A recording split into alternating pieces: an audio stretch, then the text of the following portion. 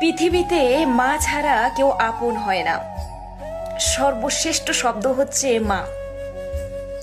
পৃথিবীর সকল মানুষ যদি স্বার্থের জন্য থাকে, কিন্তু মা কোনো স্বার্থ ছাড়াই সন্তানের কাছে থাকে। মায়ের কোনো স্বার্থ থাকে না। সন্তানের যদি কিছু হয়ে যায়, মাকে খবর দিতে হয় না।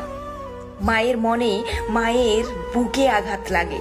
মা বুঝতে পারে যে আমার সন্তানের কিছু হয়েছে। আমি বলবো, পৃথিবীতে আমার মায়ের থেকে যেন আমার আগে মৃত্যু হয়, তবুও মা যেন হাজার যুগ চিরকাল যেন বেঁচে থাকে।